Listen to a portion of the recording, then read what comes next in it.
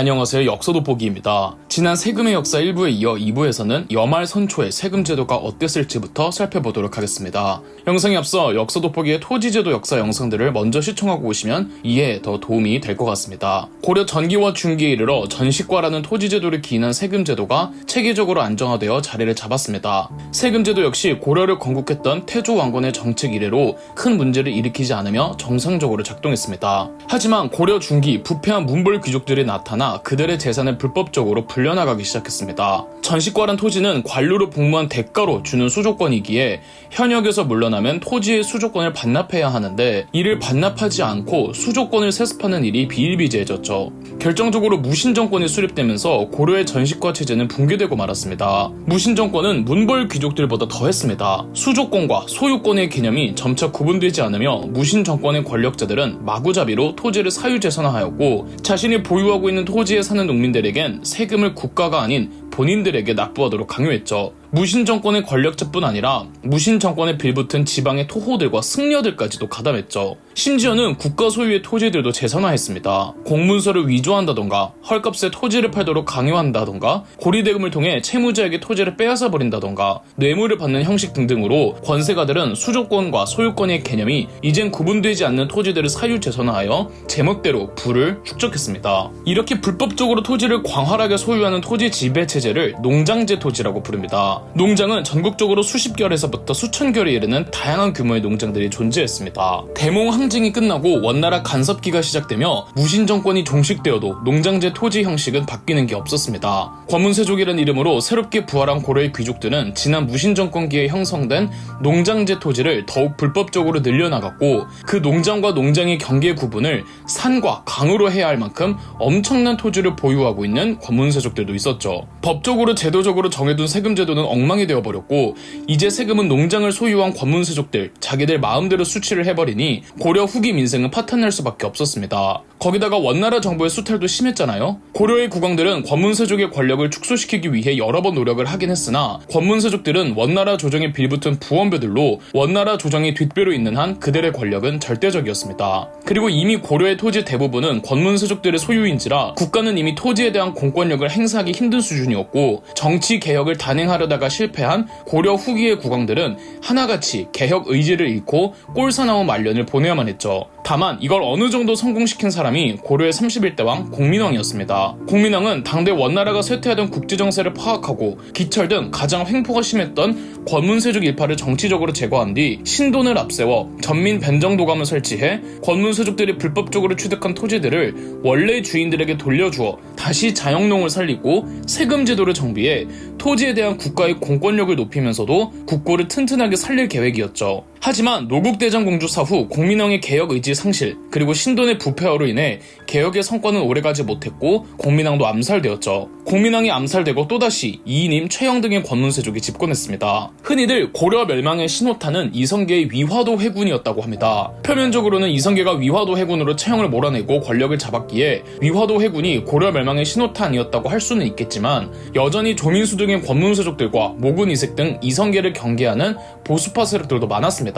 아울러 권신 몇 명 정치판에서 내보냈다고 그간 권문세족들이 헤쳐먹었던 고려의 토지제도와 세금제도가 회복된다는 건 또 아니었고요. 가장 근본적이고 결정적인 고려 멸망의 사건은 바로 1391년에 시행되었던 과전법이었습니다. 당시 개혁론자들이었던 신진사대부가 갈라진 첫 번째 이유가 바로 과전법이었는데 신진사대부 모두 토지제도 개혁을 통해 세금제도도 다시 정비하고 권문세족의 흔적을 지우고자 했습니다. 다만 그 방식에 있어서 이성계와 친했던 급진 신진사대부는 모든 개인 소유의 토지, 사전을 혁파해 모든 토지를 국유화한 뒤에 모든 농민들에게 토지를 나눠주자고 제안했고 온건 신진사대부는 토지 국유화까지는 찬성이지만 모든 농민들에게 토지를 나눠주는 것엔 반대했습니다. 결국 모든 토지의 국유화까지만 시행되었고 대신 이를 바탕으로 다시 전식과로 돌아가자는 과전법이 시행되었죠. 어찌됐든 전식과는 고려 중기 법적으로 보장해둔 토지제도이자 기준이 있는 세금제도였기에 다시 토지와 세금을 제도적으로 보장할 수 있다는 취지가 있었죠. 과전법에 의한 세금제도는 수확량의 10%만 조세로 납부하는 것을 원칙으로 하였습니다. 단 최대 수확량은 토지 면적 1가당 300도로 한정했기에 국가나 수조권을 지닌 관료나 수취할 수 있는 최대 세금은 토지 면적 1가당 30도였고 그 이상은 절대 수취할 수가 없었죠. 그리고 다펌 손실법이라고 해서 흉년이 들 경우 어느 정도 세금을 감세해주는 보완적 제도도 있었습니다. 이렇게 과전법으로 고려의 농장제는 해체되었죠. 급진 신진사대부와 온건 신진사대부는 이성계의 역성혁명을 두고 다시 다투다가 정몽주의 죽음으로 급진 신진사대부는 이성계를 왕으로 추대하며 조선이 건국되었습니다. 조선이 건국되고도 조선의 토지제도와 세금제도는 계속 과전법의 기반에 유지되었습니다. 조선시대 세금을 운반하는 방식도 고려와 거의 동일했습니다. 우선 전국의 주요 도시 몇 군데에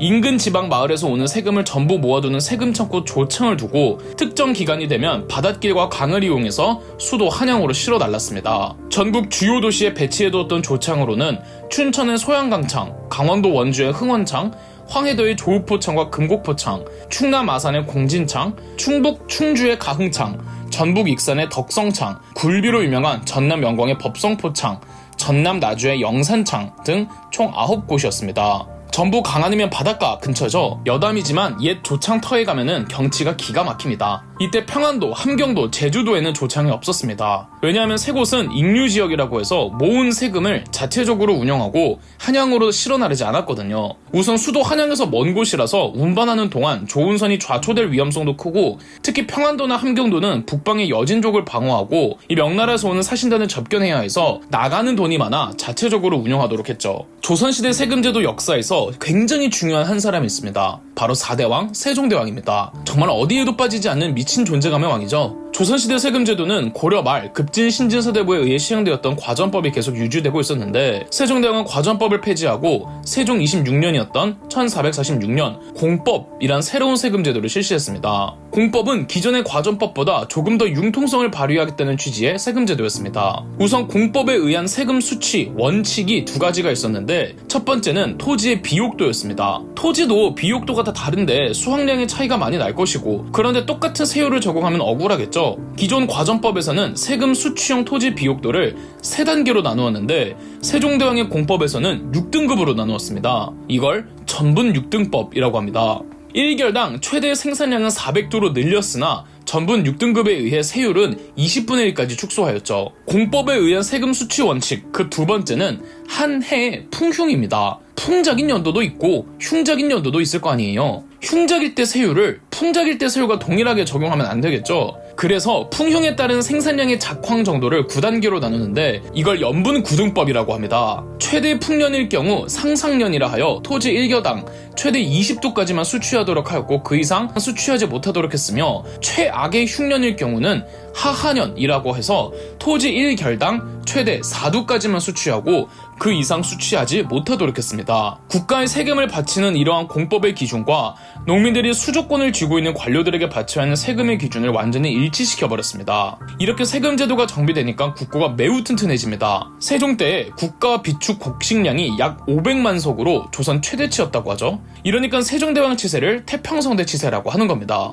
세종대왕의 공법은 9대왕 성종 때까지는 별 무리 없이 계속 유지가 되었습니다. 수확량의 일정 부분을 납부하는 조세 외에도 공납과 역이라는 형태의 세금이 더 있었다고 말씀드렸죠. 우선 공납의 경우 공물과 진상물로 나뉘는데 공물은 각 군현별로 지방관들이 마을의 특산물들을 마련하여 중앙에 납부하였고 진상물은 도 단위의 지휘관들이 일정한 주기로 각 관할지에 있는 특산물들을 왕실에 상납하는 것이었습니다. 문제는 공물이든 진상물이든 각 군현과 각 도의 지방관들이 수취하는 기준이 없어서 자기들 멋대로 했고 또 특산물 지정 과정이 애매모호해서 특산물이 아닌 품목을 부여하는 경우도 있었죠. 이런 현상이 조선 중기에 어떤 폐단으로 터져나는지 살펴봐주세요. 그리고 마지막으로 역은 역시 노동력을 징발하는 요역과 군 복무를 해야 하는 군역으로 나뉘었으며 역의 대상자는 고려시대처럼 16세에서 59세의 남성을 대상으로 했습니다. 역은 천민이 아니면 모두에게 해당됐습니다. 즉 지배층도 역의 의무가 있었다는 것인데 어느 시대나 그렇듯 지배층의 역 기피 현상은 만연했죠. 이러한 공납과 역의 폐단이 임진왜란 직전에 어떻게 누적되어 왔는지 그래서 왜 그렇게 임진왜란 초기에 우리가 개판이 났는지는 3부에서 계속하겠습니다. 그럼 역사돋보기였습니다. 저희 역사돋보기가 멤버십 가입을 시작했습니다. 멤버십 가입을 해주신 분들 덕분에 영상 제작에 큰 도움이 되고 있습니다. 감사합니다. 영상 재미있으셨다면 구독과 좋아요, 알림 설정까지 해주시면 감사드리겠습니다.